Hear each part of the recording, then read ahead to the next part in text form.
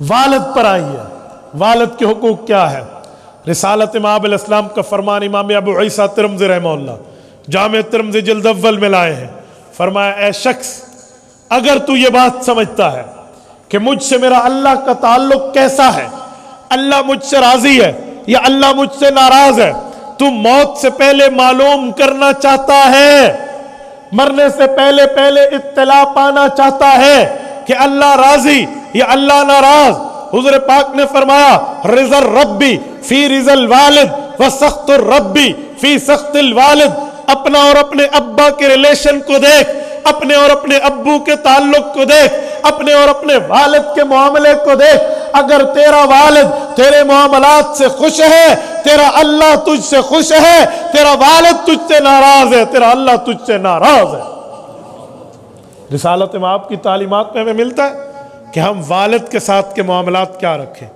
اور میرے دوستو، میں اس ماں باپ کے حقوق پر ایک بات مزید بھی کرتا ہوں، صرف حق کی بات بھی نہیں ہے کہ ماں باپ کو ان کا حق دے دو، عزت کرو، احترام کرو، کچھ کمائی دے دو، بس ٹھیک ہے، صرف یہاں تک نہیں ہے، بلکہ قرآن کریم سورۃ بنی اسرائیل اس سے بڑھ کے اللہ کا کلام ہمیں بتاتا ہے کہ قرآن کریم نے اپنے ماں باپ کے ساتھ جوانی میں، بڑھاپے میں بولنے کے انداز کی ترتیب، وے آف ٹاکنگ، گفتگو کا طرز، رسالت امام علیہ السلام کی زبان سے جو قرآن کریم اترا، رب کریم نے آپ کو اور مجھے تعلیمات دے کر بتایا کہ اپنے ماں کے ساتھ، اپنے والد کے ساتھ کیسا رہنا ہے۔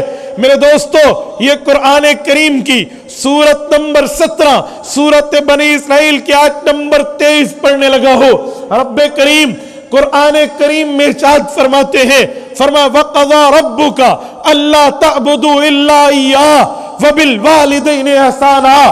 وَقَضَى، اللہ نے ڈیسیژن کر دیا، فیصلہ لے لیا ہے، اللہ تعبدوا الا اياه، تمہیں توحید ماننی ہوگی، اللہ کو وحدہ لا شریک ماننا ہوگا، جبین نیاز کو رب کریم کے سامنے صرف جھکانا ہوگا، کسی اور جگہ تمہارا سر نہ جھکے، کسی اور جگہ تم شرک میں مبتلا نہ ہو جاؤ، توحید کی امانت کو سینوں میں موجزن رکھ لو۔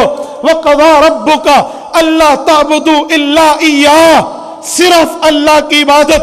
سنو فیصلہ باد کے غیوروں، جب بھی قرآن میں توحید کا ذکر آتا ہے، ساتھ رسالت کا ذکر رب کریم فرماتے ہیں، رب کا ذکر آتا ہے، نبوت کا ذکر آتا ہے، خدائی کے بعد مصطفائی کی بات کرنا قرآن کریم کا طرز استدلال ہے۔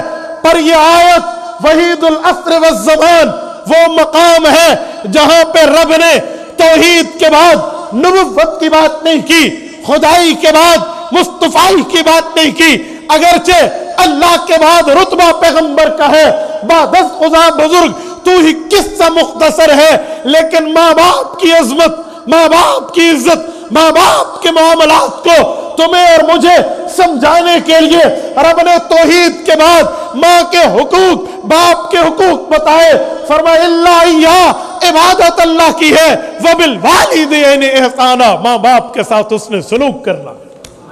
یہاں رسالت کا لفظ نہیں ہے، اگرچہ اللہ کے بعد نبوت کا مسئلہ ہے، اللہ کے بعد رسول اللہ کا ایمان ہمیں ہمارے اوپر لازم ہے، لیکن اس موقع پہ جہاں ماں باپ کی بات آتی ہے، رب توحید کے بعد ماں باپ کا ذکر کرتے ہیں۔ قرآن کریم کا ایک موقع اور بھی ہے، وہ کیا ہے؟ وَاشْكُرُوا لِي وَلِوَالِدَيْكَ، فرمایا میرا شکر ادا کرو اور ماں باپ کا شکریہ ادا کرو۔ میرے دوستو، وجہ کیا ہے کہ ماں باپ کو رب توحید کے بعد لے کر آ رہے ہیں؟ تو میرے دوستو، حدیث پاک نے بتایا کہ اپنے ماں باپ سے تعلق دیکھ، وہ تجھ سے راضی تو رب راضی، وہ ناراض تو رب ناراض، یہ حقوق میں داخل ہے۔ اچھا، میں کہہ رہا تھا صرف حق نہیں ہے، کچھ آگے بھی ہے، وہ یہ لفظ ہے وَبِالْوَالِدَيْنِ احسانا۔ احسان کسے کہتے ہیں؟ احسان کا مادہ حسن ہے۔ حسن کسے کہتے ہیں؟ آپ اور ہم بخوبی جانتے ہیں کہ حسن کا معنی بدصورتی نہیں ہے، خوبصورتی ہے۔ حسن حسین، حسین، جمیل، یہ جو ہم جملے کہتے ہیں، یہ خوبصورت پر ججتے ہیں کہ حسن و جمال ہے، حسین ہے، حسن ہے، پیارا ہے، خوبصورت ہے.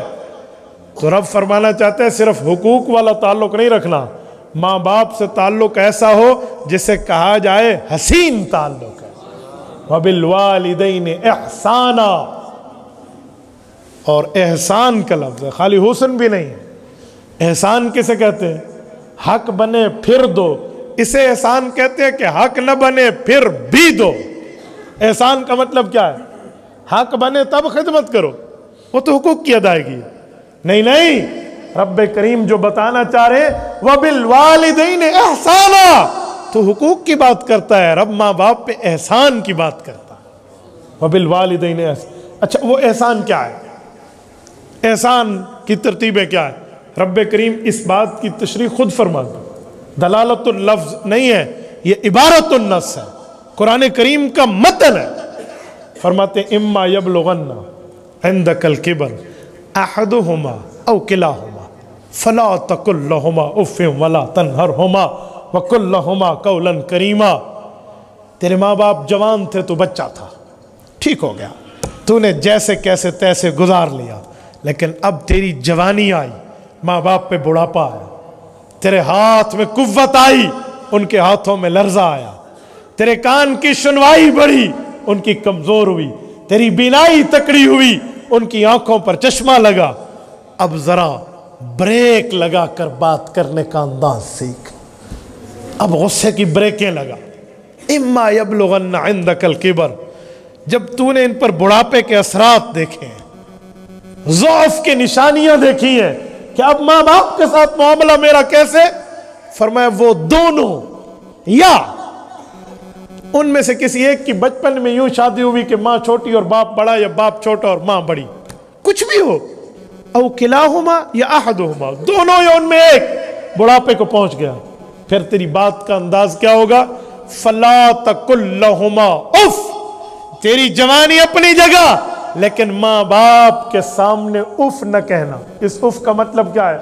یہ اف اردو والا نہیں ہے، اف چیز میں درد ہو گیا، اف تھک گیا ہوں، یہ وہ اف نہیں ہے. یہ اف قرآنی اصطلاح ہے. اف لکم ولما تعبدون من دون اللہ. اف کا معنی ہے بیزاری، اف کا معنی ہے آنکھیں چرانا، اف کا معنی ہے ماں باپ کے حقوق کھا جانا. فرمایا فلا تقل لہما اف، تیرے کردار سے ماں باپ سے بیزاری نہ جھلکے، ان سے ہٹنا نہ ہو، ان سے آنکھیں چرانا نہیں ہے، ان سے معاملہ ختم نہیں کرنا. فلا تقل لہما اف. اچھا وہ غصہ کر جائیں، بظاہر میں سمجھوں بات غلط ہے تو سمجھاؤں کیسے، کس طرح کہوں؟ ابو تو غلط ہے، یا کہوں ابا جی میں یوں سمجھاؤں؟ تو قرآن کہتے ہیں فلا تنہرہما، تیری گفتگو میں یوں نہ ہو کہ تو اپنے باپ کو جھڑک کے بات کر رہا ہے، اپنی ماں سے غصے میں بول رہا ہے. فلا تنہرہما. اللہ جب غصے میں بات نہیں کرنی، بیزاری بھی نہیں کرنی، تو کرو کیا؟ فرمایا وَقُلْ لَهُمَا قَوْلًا كَرِيمًا. قول کریم اختیار کرنا. قول کریم کیا ہے؟ کریم کرم سے نکلا ہے. کرم کا مطلب کیا ہوتا ہے؟ دکان پہ گئے، یہ کپڑا کتنے کا ہے؟ اتنے پیسے کا ہے، اتنا دے دیا، یہ حق ہے. اس سے بھی کم دے رہا ہے دکاندار. کیوں؟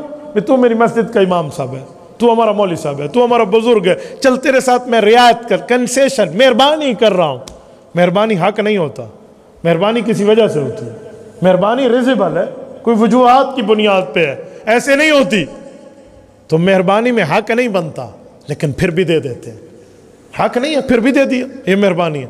قرآن کہتے ہیں وَقُلْ لَهُمَا قَوْلًا كَرِيمًا.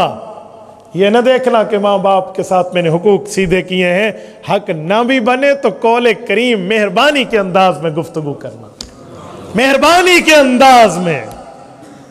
اور میں نوجوانوں تمہیں کہتا ہوں، ماں باپ کبھی جھڑکنے پہ آ جائیں نا، یا شادی ہو جانے کے بعد ماں باپ کبھی غصہ کر لیں، تو وہ غصہ نہیں کرتے، وہ دیکھتے ہیں کہ یہ بدل تو نہیں گیا، وہ چیک کرتے ہیں. اور تم نے اس امتحان میں اگر ناکام ہو گئے تو پھر کیا دعائیں لوگے ماں باپ کی؟ دعائیں کرائی نہیں جاتی، دعائیں لی جاتی ہیں. جیسے دعائیں پڑھی نہیں جاتی، دعائیں مانگی جاتی ہیں. वैसे दुआएं कराई नहीं जाती, दुआएं ली जाती हैं। तो क्या तूने दुआ में किया? मेरे दोस्तों, इसलिए बात वो जो बात आपके दिल में दूसरे का एहसास पैदा कर दे। हमारे एक दोस्त है, वो एक कंपनी के बॉस है, उनके इंटरव्यू लेने की तरतीब अपनी है। बंदा आया, क्या क्वालिफिकेशन है, सीवी दिखाएं, ये दिखाएं, वो दिखाएं, ये जो नॉर्मल रूटीन है उनकी ये नहीं है। वो मुख्तलिफ अंदाज पे इम्तिहान में बंदे के इंटरव्यू ले लेते हैं। मसलन कोई एक बंदा है, वो आकर बैठ गया, सर मैं इंटरव्यू के लिए, जी बैठ जाइए। अभी उसके पास जो डॉक्यूमेंटेशन है वो सारी मौजूद है, वो फाइल उसने अपने पास रखी हुई है। एक बंदा आ गया, वो डिलीवरी वाला जो घर में आकर चीज़ें पहुंचाता है, उसने आकर कहा सर ये खाना ले लो, ये चाय ले लो, ये बर्गर ले लो, ये पिज़्ज़ा ले लो, जो भी इस डिलीवरी के लिए ऑर्डर दिया था वो आ गया। इसने कहा 2 घंटे लेट हो गया तू, तुझे शर्म नहीं आती? नहीं लेते तेरी, जा दफा हो जा, मैं अभी जाकर तेरे ऑफिस में शिकायत लगा रहा हूँ कि तुम यूँ गलत कर दो। वो कहते हैं सर अल्लाह के लिए पैसे मुझसे ले लें अपने, लेकिन शिकायत न लगाए, मेरी आधी सैलरी कट जाएगी। नहीं नहीं मैं तो शिकायत, जा ऐसे उस पर खामखा पे चढ़ाई कर दे। और जब वो परेशान हुआ तो कहा जा दफा हो जा, उठ जा। अब जब उसे भगाया ना, तो ये इंटरव्यू वाला कोई तो रिएक्ट करेगा ना, कुछ तो बोलेगा। अगर ये कहते जी बिल्कुल बिल्कुल लोग हैं ही ऐसे, तो उसने समझ जाना है कि इसके दिल में दूसरे का एहसास कितना है। एक बंदा इंटरव्यू देने गया तो वो बैठा हो तो वो उठ पड़ा, उसने उसे कहा ये खाना मुझे दे दे, पैसे मैं देता हूँ। क्यों? तू मुझे इंटरव्यू देने नहीं आया? उसने कहा पहले इंटरव्यू देने आया था नौकरी के लिए, अब मुझे नौकरी नहीं चाहिए। तुम ऐसे अखलाक के मालिक लोग हो। वो उठने लगा तो उसे बास कहता है, वो भी उसका अपना बंदा था, कहा आपकी नौकरी पक्की है, आपने सिर्फ तुम्हें समझाने के लिए नाटक किया है। ये होती है तरतीबें, वो चेक किया जाता है ना। तो ये कंपनी के बास की और एक एम्प्लॉय का जो है ना क्या कहते हैं रिलेशनशिप है। तो जहां माँ बाप का ताल्लुक हो, जिसने अपनी माँ ने पेट में रखा, वो भी तुम्हें 2 जुमले झड़क के बोल दो, तुम्हें देखना चाहती है कि बदल तो नहीं गया। तो इसलिए लाज रखा करो। अच्छा मेरे दोस्तों, अब तवज्जो रखना, ठीक हो गया, नरम से नरम, प्यार से प्यार और मेहरबानी वाली गुफ्तगू करेंगे। अकेले में जाकर तो दिल में कहेंगे ना, ठीक है अब माँ है, अब मानना पड़ेगा, क्या है मुसीबत मेरे सर पे मुसल्लत हो। इस तरह की कोई जुमले तो तुम बोलोगे तन्हाई में। रब फरमाता है याद रखो तन्हाई की बातें भी मैं सुनता हूँ।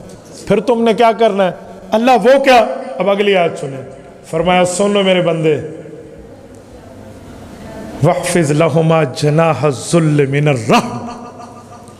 तेरी जितनी ताकत है ना, जनाह ज़ुल्ल, जनाह असल में परों को कहते हैं जिसके जरिए परिंदा उड़ता है। जो तेरी ताकत है ना, वो ताकत परवाज यहां जीरो करते माँ बाप के सामने कि अम्मा मैं सब कुछ हूं पर तेरी वजह से हूं, अब्बा मैं सब कुछ हूं पर तेरी वजह से हूं, लेकिन तुम्हारे सामने मैं कुछ नहीं हूं। जनाह ज़ुल्ल, बेइज्जती महसूस करके? जी नहीं, मिनर रहमा, प्यार के अंदाज में। अच्छा तन्हाई में भी मैं नहीं कह सकता उनके खिलाफ, तो क्या कहूं? फरमाया वकुर रब्बिरहमहुमा कमा रब्बयानी सगीरा, नेकी उनसे कर, दुआ मुझसे कर, अलहदगी में बैठ के मुझसे मांग, अल्लाह इन पर रहमत कर दे, मैं छोटा था, इन्होंने बड़ी शफ़क़तों से मुझे पाला है।